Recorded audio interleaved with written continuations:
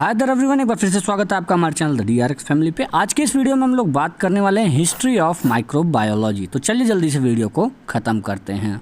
यूँ तो हिस्ट्री की बात कर लेते हैं तो ये 4 से 5 पेज में ख़त्म नहीं होगी माइक्रोबायोलॉजी की, मगर एग्जाम पॉइंट ऑफ व्यू से इस वीडियो को बनाया गया तो हर एक पॉइंट आपके लिए बहुत ज़्यादा महत्वपूर्ण है। इसको आप ध्यान से समझते रहिएगा।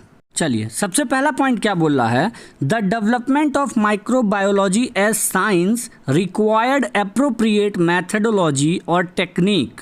मतलब ये बोला कि अगर उस समय में, बहुत पुराने समय में, पुरातन समय में क्या था, माइक्रोबायोलॉजी को साइंस के अंतर्गत लाने के लिए, ठीक है, या इसका अस्तित्व बनाने के लिए हमें बहुत ज़्यादा ज़रूरत था कुछ तकनीक का। ठीक है, तकनीक का बहुत ज़्यादा ज़रूरत था। माइक्रोबायोलॉजी क्या है ये आप जान चुके हैं इंट्रोडक्शन में। अगर नहीं पता है तो डिस्क्रिप्शन में लिंक दिया है मैंने, उसको चेक कर सकते हैं एक बार फिर से। ठीक है, अब समझना ध्यान से, माइक्रोबायोलॉजी को साइंस के तौर पे उभार के सामने लाने के लिए हमें कुछ तकनीक चाहिए था जिसके माध्यम से हम किसी एक माइक्रो ऑर्गेनिज्म को, जैसे बैक्टीरिया, वायरस, फंगी एक्सेट्रा, ये जो हैं, इन सब को पहले पहचान करना था। ठीक है, जब पहचान करने का तकनीक आ गया तो माइक्रोबायोलॉजी एक स्टेप ऊपर बढ़ा।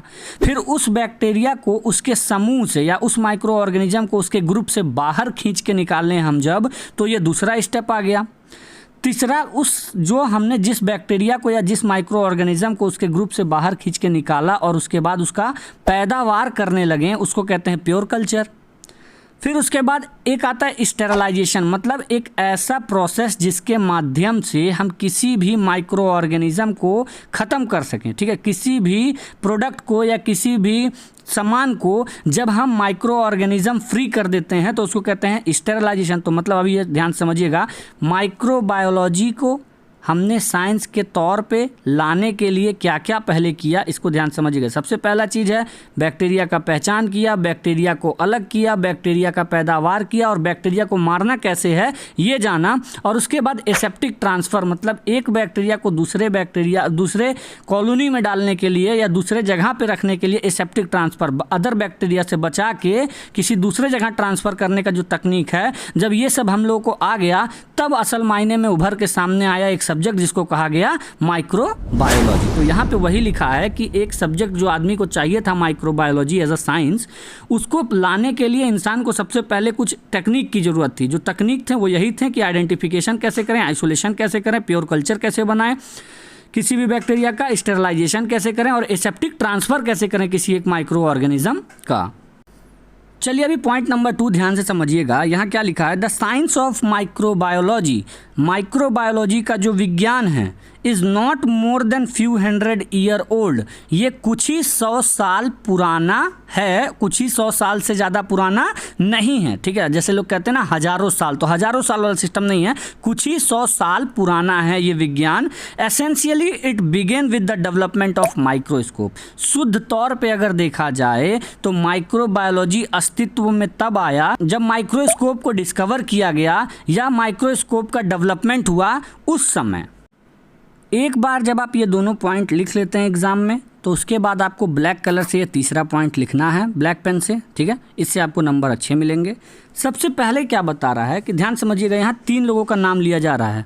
इन्हीं 3 लोगों के वजह से माइक्रोबायोलॉजी का अस्तित्व हुआ, या कहा जाए अस्तित्व में आया माइक्रोबायोलॉजी सब्जेक्ट। ठीक है, सबसे पहले हैं एंटोनी वैन ल्यूवेनहॉक, दूसरे हैं लुईस पास्चर, तीसरे हैं रॉबर्ट कोक। ठीक है, अब समझिएगा KOCH, इसको स्पेशली अगर देखा जाए बाहर तो इसको कोक कहते हैं लोग, मगर आपके लिए क्या करना, कोच कहना। इससे क्या होगा, कोच, आपका स्पेलिंग मिस्टेक नहीं होगा। ठीक है, कोक, हालांकि कहना कोक, लिखना कोच। ये 3 लोग ऐसे थे, ये यहाँ पे यही लिखा है, note that Antonie van Leeuwenhoek, Louis Pasteur and Robert Koch were those who laid the foundation of microbiology. ये तीनों लोग ऐसे थे जिनकी वजह से माइक्रोबायोलॉजी अस्तित्व में आया। और ये हो गया हमारा पहला पेज समाप्त। तो हमने क्या जाना इस पहले पेज पे, सबसे पहले तो ये जाना कि माइक्रोबायोलॉजी को साइंस के तौर पे उभार के सामने लाने के लिए हमको कुछ तकनीक का ज़रूरत था या मेथडोलॉजी की ज़रूरत थी, जो कि थे identification, isolation of micro organism का, और प्योर कल्चर कैसे बनाए माइक्रो ऑर्गेनिज्म का, स्टेरलाइजेशन कैसे किया जाए, सेप्टिक ट्रांसफ़र कैसे किया जाए। जैसे जैसे हम लोग को ये आता गया माइक्रोबायोलॉजी उन्नति करता गया, ठीक है।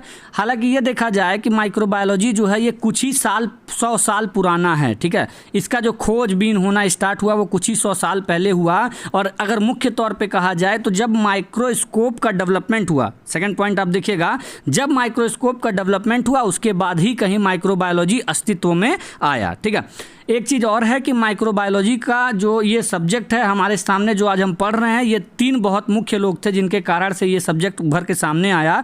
वो लोग थे सबसे पहले एंटोनी वैन ल्यूवेनहॉयक, ठीक है। ये 1632 से 1723 के बीच में इनका सारा कार्यकाल यही था। इसी दौरान में इन्होंने सब कुछ किया। और एक चीज़ और समझिएगा, इनको कहा जाता है एंटोनी वैन ल्यूवेनहॉयक को ही कहा जाता है फादर ऑफ माइक्रोबायोलॉजी। तो 1 नंबर का क्वेश्चन तो आपका यहीं पे बन जा रहा है। अगर 2 नंबर के क्वेश्चन में पूछता है who is the father of microbiology, तो आप कह सकते हैं एंटोनी वैन ल्यूवेनहॉयक। अभी समझिएगा लुईस पास्चर, ये भी बहुत ही इंपॉर्टेंट अपना रोल प्ले किए थे। क्या किए थे मैं अभी आपको बताऊंगा। Antonie van Leeuwenhoek, Louis Pasteur and Robert Koch, ये 3 लोगों ने मिलके माइक्रोबायोलॉजी का स्तंभ रखा, या आज माइक्रोबायोलॉजी इन्हीं लोगों के वजह से अस्तित्व में है। ये समझते रहिएगा। लास्टली फिर मैं बताऊंगा फादर ऑफ माइक्रोबायोलॉजी जो है वो एंटोनी वैन ल्यूवेनहॉयक हैं। चलिए आपको अभी बहुत ध्यान से मैं समझाता हूँ कि ये जो फादर ऑफ माइक्रोबायोलॉजी हैं एंटोनी वैन ल्यूवेनहॉयक, इनके बारे में केवल हम लोग अच्छे से पढ़ेंगे एग्जाम पॉइंट ऑफ व्यू से। लुईस पास्चर हुए या रॉबर्ट कोक हुए, इनका क्या काम था, क्या महत्वपूर्ण काम इन्होंने योगदान क्या दिया, केवल उसके बारे में पढ़ेंगे। तो ये तो चूंकि फादर है तो इनके बारे में पढ़ना ही पड़ेगा। सबसे पहले है कि Antonie van Leeuwenhoek is father of microbiology, ये माइक्रोबायोलॉजी के फादर हैं। तो आपसे कोई पूछेगा माइक्रोबायोलॉजी का फादर कौन है, तो आप कहेंगे एंटोनी वैन ल्यूवेनहॉयक, ठीक है। His hobby was lens grinding and making microscope, इनका काम था पत्थरों पे लेंस को रगड़ना और उसी लेंस से माइक्रोस्कोप बनाना। इनको बहुत अच्छा लगता था ये करना। आप भी कभी चश्मा बनवाने जाते हैं तो देखते होंगे कि लेंस को लोग पत्थर पे ग्राइंड करते हैं, उसके बाद चश्मे में फिट करके आपको देखते हैं। तो यही इनका हॉबी था, लेंस ग्राइंडिंग, ठीक है। He was the first person who observe the bacteria and protozoa under the microscope. एक बात ध्यान से समझिएगा कि दुनिया के पहले एक ऐसे इंसान बने ये एंटोनी वैन ल्यूवेनहॉयक जिन्होंने माइक्रोस्कोप के नीचे बैक्टीरिया और प्रोटोजोआ को देखा। उस समय तो नाम ये नहीं था बैक्टीरिया प्रोटोजोआ, तो इन्होंने ऐसा नाम दिया उसको जो कहा जा रहा है एनिमल क्यूल, ठीक है। एनिमल क्यूल हम बोलते हैं मगर इसका करेक्ट प्रोनाउंसिएशन है एनिमल क्यूल्स, ठीक है, एनिमल क्यूल्स। तो इन्होंने नाम दिया एनिमल क्यूल्स, ठीक है, जिसका मतलब हुआ माइक्रोस्कोप के नीचे के जानवर, ठीक है। तो हमने यहाँ पे ये पॉइंट में केवल यही जाना कि फादर ऑफ माइक्रोबायोलॉजी हैं जिन्होंने सबसे पहले बैक्टीरिया प्रोटोजोआ को माइक्रोस्कोप के नीचे देखा। इनको लेंस का ग्राइंडिंग बहुत अच्छा लगता था, ये माइक्रोस्कोप बनाना पसंद करते थे और इन्होंने जब देखा बैक्टीरिया प्रोटोजोआ को तो उस समय नाम दिया एनिमल क्यूल, ठीक है। चलिए अब सेकंड पॉइंट बहुत ध्यान से समझिएगा। सेकंड पॉइंट में क्या लिखा है, Leeuwenhoek provided a proper documentation that include description and drawing. तो यहाँ तक पहले समझते हैं। ल्यूवेनहॉयक जो थे इन्होंने काफ़ी अच्छे से एक डॉक्यूमेंट तैयार किया जिसमें इन्होंने बाकायदे से उस जानवर के बारे में बताया जो माइक्रोस्कोप के नीचे दिखता है, तथा साथ ही साथ उस जानवर का ड्राइंग भी इन्होंने बनाया, ठीक है। और ये भी बताया कि उस जानवर को वो पाए कहाँ, जैसे कि प्रोटोजोआन जो थे इन्होंने कहाँ से पाया प्रोटोजोआ को, तो इन्होंने पाया किसी एक जानवर के पेट से। तो इन्होंने ये चीज़ लिखा उसमें कि मैंने फला जानवर के पेट में से जब इस एनिमल क्यूल को निकाला तो ये मुझे देखने को मिला, ये ऐसा दिखता था और सब कुछ उसके बारे में बताएं। और बैक्टीरिया कहाँ से पाएँ बैक्टीरिया को, जब आप अपने दांत पे आराम से अपने नाखून से जब आप स्क्रैच करेंगे अपने दांतों को तो जो सफ़ेद कलर का आपको वहाँ पे डिपॉजिट देखने को मिलेगा नाखून में, उसी को कह रहे हैं टीथ स्क्रैपिंग, उसमें बैक्टीरिया को इन्होंने पाया, ठीक है। तो यहाँ पे इन्होंने पूरा विवरण दिया डॉक्यूमेंट में। और एक बार जब उन्होंने विवरण दिया तो उसके बाद उन्होंने उसको बाहर भेजा, उसके बारे में अब हम बात कर रहे हैं। थर्ड पॉइंट, इन 1670 के दशक में Leeuwenhoek sent a series of letter to British Royal Society. उस समय में इन्होंने ब्रिटिश रॉयल सोसाइटी को ढेर सारे खत लिख के भेजे हैं। And thereafter the knowledge disseminated spread quickly and widely. यहाँ पे शब्द जो है डिसएमिनेटेड का मतलब होता है शेयरिंग अ नॉलेज, किसी एक नॉलेज को शेयर करना, स्प्रेड करना, ठीक है। तो यहाँ पे वही लिखा है, and thereafter the knowledge spreaded quickly and widely. और उसके बाद ही जब इन्होंने ब्रिटिश रॉयल सोसाइटी को इन्होंने लेटर भेजा, उसके बाद ही कहीं जाके ये पूरे दुनिया को पता चला कि अच्छा माइक्रोस्कोप के नीचे भी एनिमल देखने को मिल सकते हैं, ठीक है। He kept his method secret and hence after 150 years when compound microscope was developed other got access to the microbes। इन्होंने, बहुत ही चतुर आदमी निकले ये, इन्होंने अपने मेथड्स को सीक्रेट रखा, सबसे नहीं शेयर किया। और तकरीबन इनसे 150 साल बाद जब कंपाउंड माइक्रोस्कोप हमारे सामने आया, तब हम जान पाए कि माइक्रोब्स क्या हैं, कैसे हैं, और उन तक हम उनके बारे में और भी जानकारी पाना शुरू किए।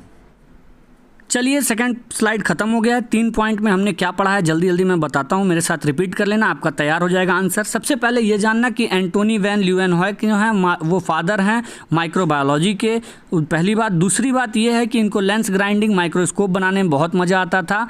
और उसके बाद ये सबसे पहले व्यक्ति थे जिन्होंने बैक्टीरिया या प्रोटोजोआ को माइक्रोस्कोप के नीचे देखा और नाम रख दिया एनिमाक्यूल। इन्होंने एक डॉक्यूमेंट बनाया, उस डॉक्यूमेंट में इन्होंने बाकायदे से विवरण दिया उस बैक्टीरिया या प्रोटोजोआ के बारे में, और ये भी बताया कि किस जगह से उस एनिमाक्यूल को निकाला गया, एनिमल के पेट से और साथ ही साथ दांतों के ऊपर के परत से, ठीक है। और उसके बाद इन्होंने रॉयल सोसाइटी को 1670 के दशक में इन्होंने ब्रिटिश रॉयल सोसाइटी को ढेर सारे खत लिखे हैं, जिसके माध्यम से ये पूरे दुनिया को पता चला कि माइक्रोस्कोप के नीचे भी एक दुनिया है, एक ऐसे एनिमल्स हैं जिनको हम देख सकते हैं। मगर एंटोनी वैन ल्यूएनहॉयक ने इसको सीक्रेट रखा कि कैसे देखना है, क्या क्या करना पड़ेगा। और उसके बाद तकरीबन 150 साल बाद जब कंपाउंड माइक्रोस्कोप अस्तित्व में आया, उसके बाद ही कहीं जाके हम माइक्रोब्स के बारे में अधिक जानकारी पाएं। एक बार एग्जाम में आप इन दोनों स्लाइड को प्रॉपरली लिख लेते हैं, नोट वोट सब लिख देते हैं। उसके बाद में आपको हेडिंग डालना होगा स्पॉन्टान्यूअस जनरेशन। स्पॉन्टान्यूअस जनरेशन क्या है सर, और इसका क्या ताल्लुकात है माइक्रोबायोलॉजी से? ध्यान से समझना, स्पॉन्टान्यूअस जनरेशन एक थ्योरी था, ठीक है, जो कि या जिसके वजह से माइक्रोबायोलॉजी में बहुत ज़्यादा डेवलपमेंट हुआ। तो ये क्या है इसको समझिएगा। The long standing debate over the concept of spontaneous generation of life led the evolution of microbiology. मतलब जो माइक्रोबायोलॉजी में एवोल्यूशन हुआ, जो डेवलपमेंट हुआ, वो असल मायने में स्पॉन्टान्यूअस जनरेशन ऑफ लाइफ जो थ्योरी थी उसके ऊपर चल रहे डिबेट के वजह से हुआ, ठीक है। काफ़ी लंबे समय तक एक डिबेट चल रहा था स्पॉन्टान्यूअस जनरेशन ऑफ लाइफ का। ये क्या है अभी बता रहा हूँ मैं।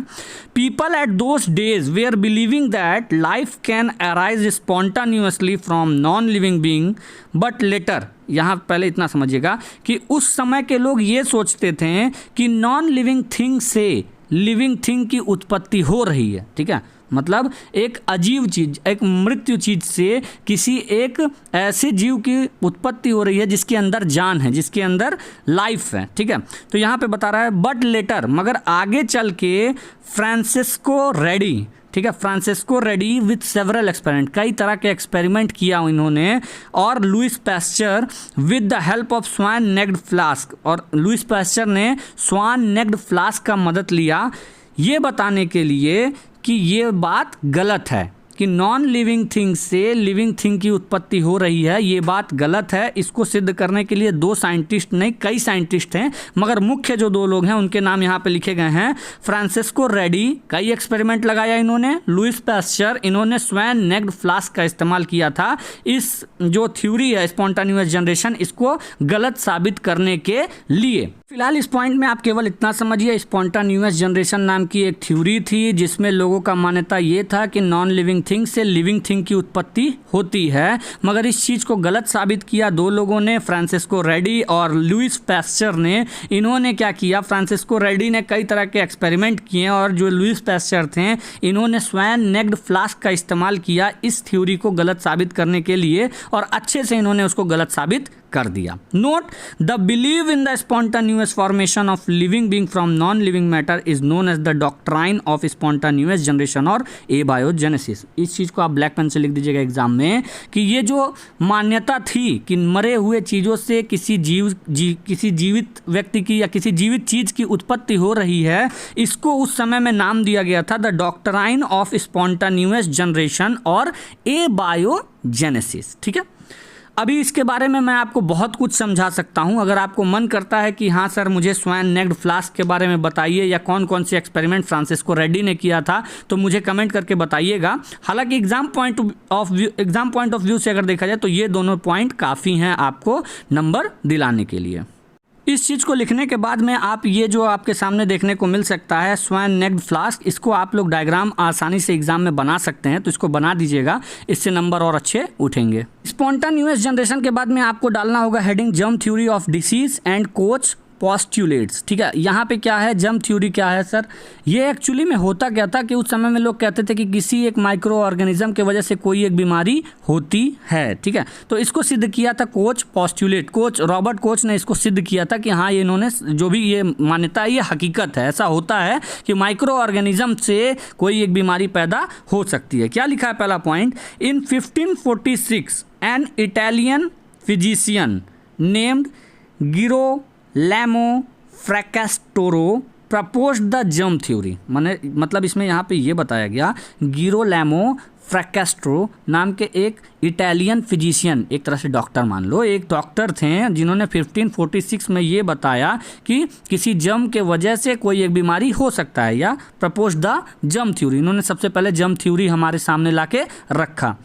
He said that epidemic disease are caused by transferable tiny particles or spores that could transmit infection by direct or indirect contact or even without contact over long distance। मतलब इन्होंने सबसे पहले, आज कोरोना के बारे में आप लोग सब जान गए हैं, इन्होंने उस समय में 1546 में इन्होंने ये बताया कि टाइनी पार्टिकल्स होते हैं या स्पोर्स होते हैं जिनको आप अगर छूते हैं तो भी बीमार होंगे, नहीं छूते हैं तो भी बीमार होंगे, और कई किलोमीटर दूर रहते हैं तो भी ये बैक्टीरिया या ये माइक्रो ऑर्गेनिज्म या ये टाइनी पार्टिकल स्पोर्स आपको बीमार कर सकते हैं। इन्होंने अपने जर्म थ्योरी में यही बात बताई थी। ठीक है, अब इसको सही साबित किया रॉबर्ट कोच ने।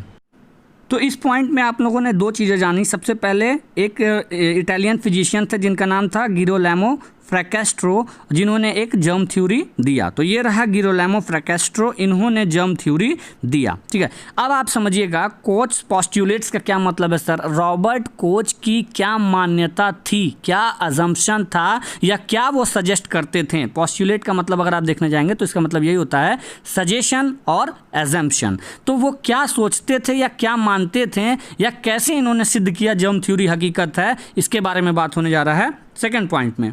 Robert Koch provided proof to verify germ theory of disease. ठीक है, मतलब ये इन्होंने सिद्ध किया कि हाँ बैक्टीरिया या किसी भी माइक्रो ऑर्गेनिज्म के द्वारा ये बीमारी पैदा हो सकती हैं।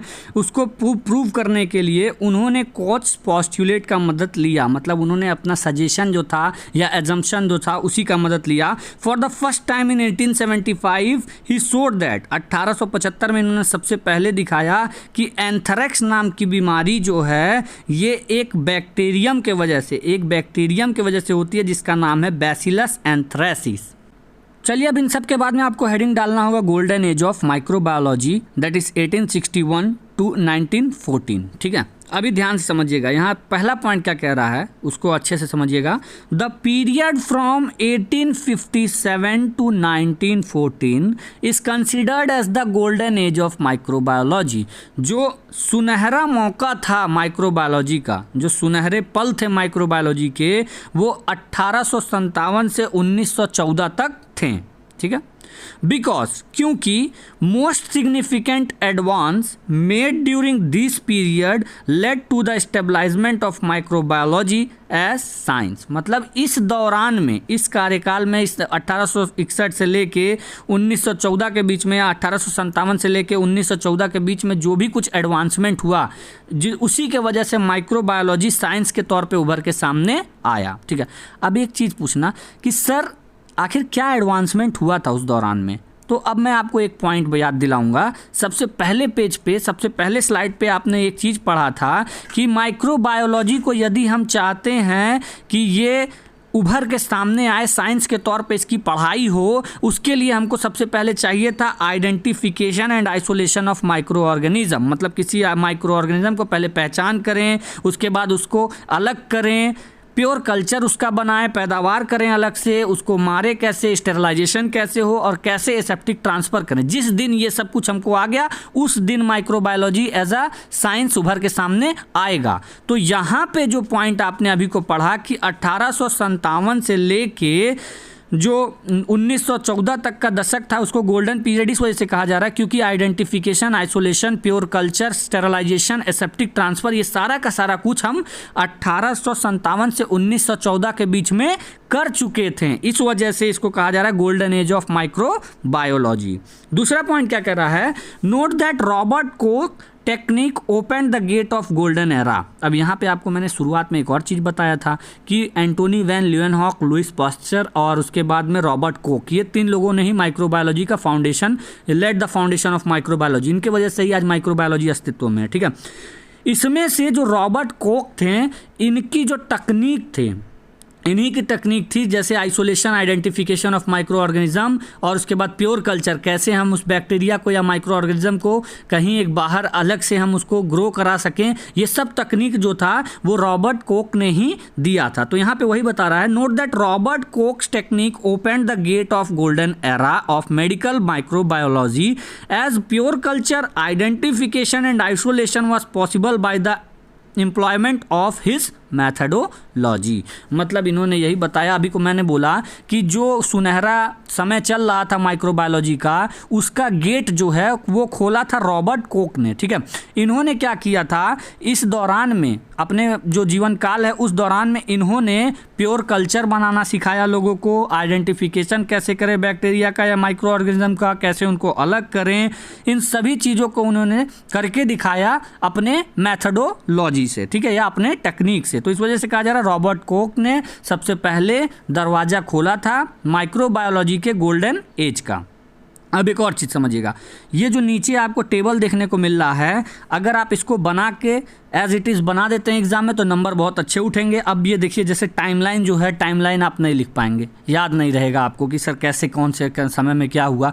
तो आप सिंपली क्या करना, डायरेक्ट लिखना ऊपर हेडिंग कि between 1861 to 1914 following evolutions was reported. बस ये लिख के साइंटिस्ट और इवेंट नाम डाल के ये सारा कुछ लिख देना, जिसमें से सबसे पहले है Louis Pasteur disapprove spontaneous generation by the use of swan neck flask. मैंने आपको पहले ही बताया था कि लुइस पास्चर ने स्पॉन्टान्यूअस जनरेशन को गलत साबित किया था, ठीक है, स्वान नेक फ्लास्क के मदद से। Louis Pasteur supported germ theory of disease. उन्होंने जर्म थ्योरी जो थी डिसीज़ की, उसको भी उन्होंने सपोर्ट किया कि हाँ ऐसा हो सकता है कि किसी एक माइक्रो ऑर्गेनिज्म की वजह से बीमारी पैदा हो सकती है। जोसेफ लिस्टर नाम के एक ऐसे व्यक्ति थे जिन्होंने सबसे पहले एंटीसेप्टिक सर्जरी की। एंटीसेप्टिक मतलब ऐसा जहाँ पे सेप्सिस ना हो, सेप्टिक ना हो, बिना बैक्टीरिया या माइक्रो ऑर्गेनिज्म के इंट्रोडक्शन के उन्होंने सर्जरी की। वहाँ पे बैक्टीरिया और माइक्रो ऑर्गेनिज्म को मार के या चाहे जैसे भी बचाव करके सर्जरी उन्होंने सबसे पहले कर दिया। इसी दौरान में Robert Koch provided first proof of germ theory of disease with bacillus anthracis discovery. मतलब उन्होंने जो अभी को मैंने आपको पढ़ाया था कि एंथ्रेक्स नाम का जो प्रॉब्लम था वो बैक्टीरियम बैसिलस एंथ्रेसिस की वजह से हो रहा था, तो इन्होंने उसको प्रूफ किया। Robert Koch growth of bacteria on solid media. इन्होंने इसी दौरान में एक बैक्टीरिया को एक सॉलिड मीडियम पे इन्होंने पैदा किया या करवाया, ठीक है। अब एक चीज़ अब आपको कम शब्द में समझाऊंगा, उस समय में जो सॉलिड मीडिया इन्होंने इस्तेमाल किया था वो था पोटैटो पे। ऐसी मान्यता है कि उन्होंने पोटैटो पे सबसे पहले बैक्टीरिया का कल्टीवेशन किया था। Robert Koch outline coach postulates. मतलब ये क्या हुआ, रॉबर्ट कोच ने अपना जो अजम्पशन था या अपना जो सजेशन था उसको अच्छे से लोगों को समझाना शुरू किया। Paul Ehrlich developed acid fast stain. और इसी दौरान में जिस समय पोस्टुलेट को आउटलाइन किया जा रहा था, रॉबर्ट कोच के पोस्टुलेट को जिस समय उन्होंने आउटलाइन किया, उसी दौरान में उन्हीं समय में 1882 में ही पॉल एहरलिच डेवलप किए एसिड फास्ट स्टेन, मतलब एक ऐसा डाई या एक ऐसा कलर जिसके मदद से हम एसिड फास्ट बैक्टीरिया का पहचान कर सकते थे। ठीक है। Christian Gram developed Gram stain, और इन्होंने Gram negative Gram positive stain bacteria को पता करने के लिए ग्राम स्टेन को बनाया। Louis Pasteur discovered the first rabies vaccination, 1885 में लुइस पैस्चर जो थे उन्होंने सबसे पहले रैबीज का इंजेक्शन बनाया।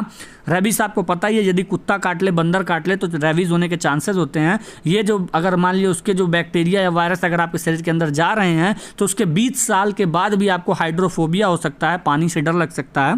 खैर इस पे पॉइंट को मैं भटका रहा हूँ, यहाँ सीधे आते हैं। Welter read proved that mosquito carried the yellow fever agent, मतलब 1900 शताब्दी में एक लोग थे वेल्टर रीड, इन्होंने कहा कि एक मच्छर येलो फीवर को पैदा करने वाले एजेंट को अपने साथ में लेके घूमता है। Paul Ehrlich discovered cure of syphilis, और सिफिलिस नाम की एक जो सेक्सुअली ट्रांसमिटेड बीमारी है, ऐसी बीमारी जो सेक्स के दौरान में किसी एक आदमी को हो सकता है, उसका कैसे उसको सही किया जाए इसका पता पॉल एहरलिच ने लगाया था 1910 में। तो यही है 1861 से लेके 1914 तक के बीच में जो कुछ भी हुआ वो सारा कुछ यहाँ पे लिखा है, आपको पूरा याद करने की ज़रूरत नहीं है। जहाँ लुइस पास्चर लिखा है, जहाँ रॉबर्ट कॉच लिखा है, इन सब लोगों को आप एकदम ध्यान से याद रखिए। और बाकी जो ग्राम स्टेन है, एसिड फास्ट स्टेन है, ये तो आपको आगे चल के याद हो ही जाएगा अपने आप से। ठीक है, कि कब आया एसिड फास्ट स्टेन, कब आया ग्राम स्टेन, कब आया, ये सब आपको आगे चल के याद हो जाएगा। मगर इसको आप कोशिश कीजिएगा लिख लिख के याद करने का, ये पूरे पॉइंट आपको याद हो जाएंगे। एक बार जब आप ये सब लिख ले रहे हैं तो बस आपका हिस्ट्री ऑफ माइक्रोबायोलॉजी यहीं पे ख़त्म। और अगर आपको मन करता है कि हमको कोच पोस्टुलेट के बारे में भी लिखना है तो आप इसको लिख देंगे अगर, तो नंबर बहुत अच्छा उठेगा। नहीं लिखेंगे तो भी कोई बात नहीं है, मैं समझा देता हूँ आपको ये क्या है। Note postulate means to suggest और एज्यूम द एग्जिस्टेंस, फैक्ट और truth of something on the basis of reasoning, discussion और बिलीफ। मतलब किसी एक चीज़ पे आपको बिलीव है, ठीक है, कि हाँ ऐसा हो सकता है, भरोसा है आपको, तो उसको आप एक्सपेरिमेंट के द्वारा या चाहे जैसे सिद्ध करके दिखाएंगे, या अपने एजम्पशन को, अपने सोच को जब आप सिद्ध करते हैं तो उसी को कह रहे हैं पोस्टुलेट्स। ठीक है, तो कोच के क्या क्या पोस्टुलेट्स थे या क्या एजम्पशन था उसकी बता रहे हैं हम, उसके बारे में बात होगा। इन 1882 में रॉबर्ट कोच ने सबसे पहले आइडेंटिफाई किया ट्यूबरकल बैसिलस का, और उन्होंने फिर आगे चल के and later he formulated the postulates for distinguishing a pathogenic from other microbes. मतलब आगे चल के उन्होंने फॉर्मुलेशन किया पोस्टुलेट्स का, अपने एजम्पशन का, या ऐसा कह लीजिए अपने सजेशन का। मतलब उन्होंने एक सजेशन बनाया, एजम्पशन बनाया कि इस माध्यम से हम किसी पैथोजेनिक बैक्टीरिया को बाकी बैक्टीरिया से अलग कर सकते हैं, या किस माध्यम से कैसे हम जानेंगे कि ये फला जो बैक्टीरिया या माइक्रो ऑर्गेनिज्म है ये डिसीज पैदा करेगा या बीमारी पैदा करेगा, और ये वाला माइक्रोब पैदा नहीं करेगा, इसके बारे में कैसे हमको पता चलेगा। तो यहाँ सबसे पहले इन्होंने बताया the organism is regularly found in the lesion of the disease, जहाँ पे बीमारी हुआ है। फॉर एग्जांपल आपके हाथ पे कहीं फोड़ा निकल आया, तो वो फोड़ा जहाँ पे हुआ है उस जगह पे वो ऑर्गेनिज्म पाया जाएगा जिसने उस फोड़े को पैदा किया या जिसकी वजह से आपके शरीर पे फोड़ा आया। पहला तो इन्होंने ये बात बताया। दूसरा, it can be isolated in pure culture on artificial media. उन्होंने कहा कि उस फोड़े के पास में से अगर आप चाहें तो उस माइक्रो ऑर्गेनिज्म को निकाल के आप बाहर अपने शरीर से कहीं उसका कल्टीवेशन कर सकते हैं, उसका पैदावार कर सकते हैं। तीसरा, inoculation of this culture produces a similar disease in experimental animal. और जब आपने पैदावार किया उस बैक्टीरिया का, वहाँ से उस बैक्टीरिया या किसी भी उस ऑर्गेनिज्म को उठा के यदि किसी जानवर के अंदर आप उसको डालते हैं तो उस जानवर के अंदर भी वही बीमारी देखने को मिलेगी जो बीमारी आपके शरीर पे हुई थी। चौथा, उन्होंने कहा the organism can be recovered from the lesion in this animals. अब देखिए, जिस एनिमल के ऊपर आपने डाला उस ऑर्गेनिज्म को, और वो एनिमल जो है उसके ऊपर भी शरीर पे फोड़ा आ गया, तो उस फोड़े में से भी आप उस ऑर्गेनिज्म को निकाल सकते हैं बाहर। ये इतना चीज़ उन्होंने रॉबर्ट कोच ने ये इतना चीज़ अपने पोस्टुलेट्स में बता के रखा था।